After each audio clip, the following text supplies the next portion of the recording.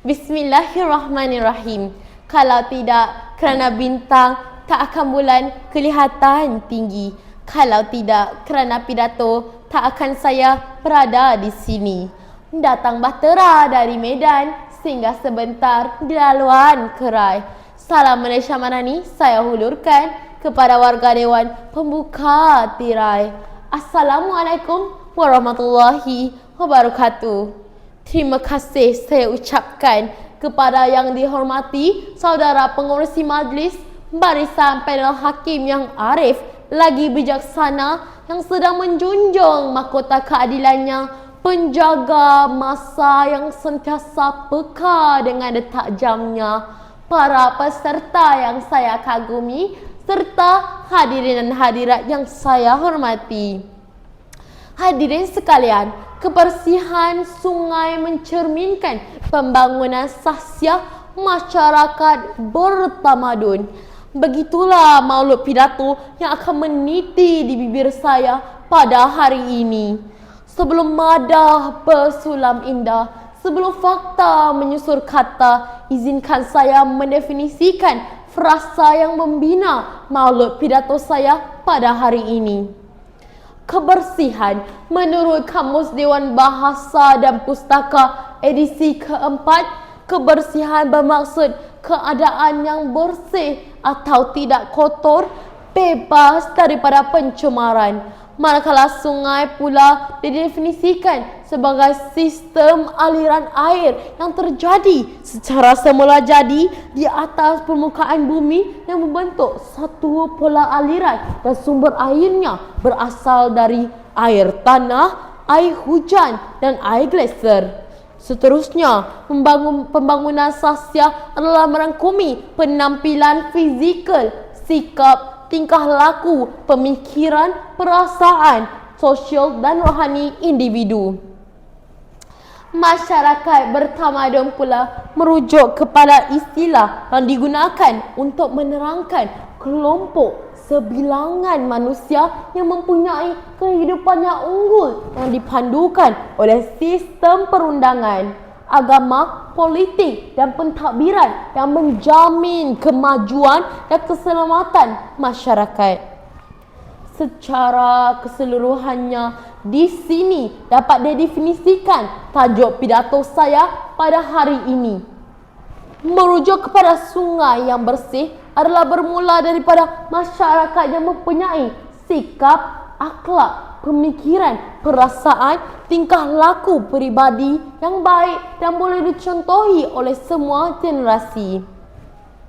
Hadirin dan hadirat yang saya hormati, hujah pertama saya berkisar tentang sikap masyarakat yang menjadi punca pencemaran sungai. Mantan Menteri Sumber Asli, Alam Sekitar dan Perubahan Iklim Nik Nazmi Nik Ahmad ada mengatakan dalam utusan dalam talian iaitu hanya 4% atau 29 daripada keseluruhan 627 sungai dikenal pasti tercemar tahun lalu.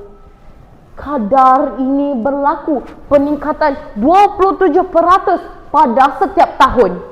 Beliau berkata data itu berdasarkan pemantauan Jabatan Alam Sekitar yang mendapati indeks kualiti air bagi semua sungai berkenaan berada dalam kategori tercemar pada tempoh itu. Sebagai contoh, di Sungai Tebrau, kutipan kira-kira 1 tan plastik sampah dalam masa sehari. Kutipan sampah ini konsisten bermakna setiap hari pembuangan sampah ini dilakukan. Persoalannya, mengapakah situasi ini semakin meruncing? Inikah yang dikatakan kita masyarakat yang bertamadun? Bagai tokok menjadi kudis. Puncaknya ialah sikap masyarakat yang meneruskan sikap pembuangan sampah ke dalam parit atau sungai. Natijahnya, masyarakat sendiri yang akan dibebani dengan masalah banjir kilat dan masalah bekalan air bersih. Adakah kita sanggup membiarkan khazanah negara ini terus bergelumang dalam kekotoran dan berbau busuk menusuk hidung, tepuk dada, tanyalah selera. Hadirin dan hadirat yang saya muliakan, hujah saya yang kedua berlandaskan pernyataan bahawa keluarga merupakan universiti pertama kepada anak. Ibu bapa lah profesor terawal kepada mereka yang membentuk akhlak mereka. Hal ini bermakna bahawa anak-anak yang darah baru setampuk pinang perlulah dididik oleh ibu bapa dalam keluarga agar memelihara sungai-sungai yang tercemar.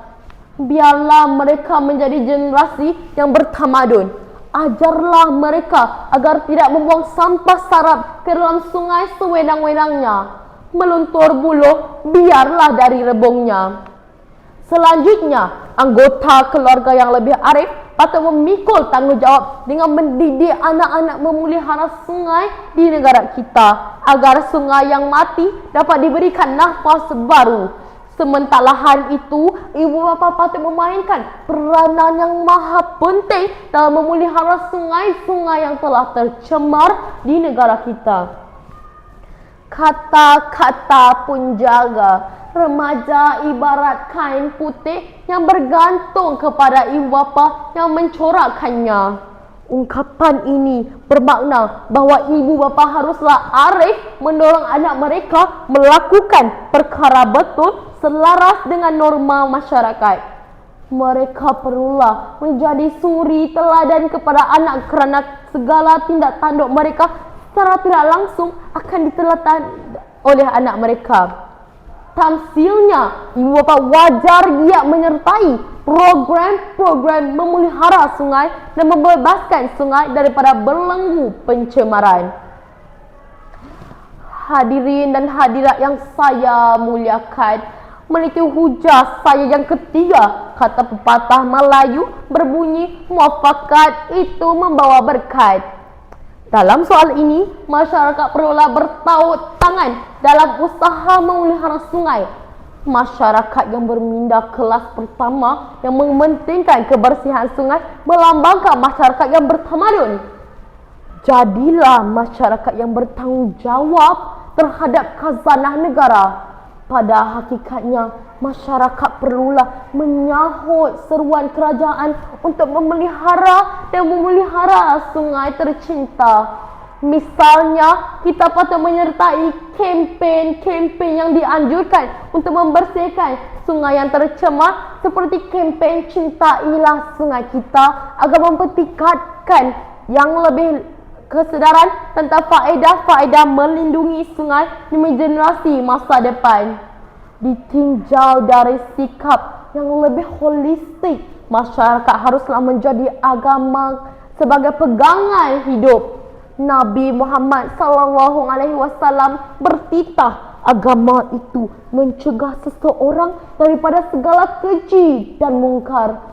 Maka dengan arti kata yang lain, perbuatan yang terus mencemarkan sungai yang merupakan kegiatan yang bercanggah dengan hukum, syarak dan norma hidup masyarakat yang bertamadun. Hadirin yang saya segani, kesimpulannya, usaha kita menjadi anjing yang menyalak bukit. Ayolah kita seru seluruh masyarakat agar bersama-sama berpegang teguh kepada usaha memelihara sungai kurniaan Tuhan ini. Sesungguhnya, bangsa yang bertamadun ini ialah bangsa yang sentiasa tahu arah tujuan masa depan generasinya. Semoga sungai-sungai di negara kita akan menjadi lambang kita bangsa Malaysia yang bertamadun. Sekian, terima kasih.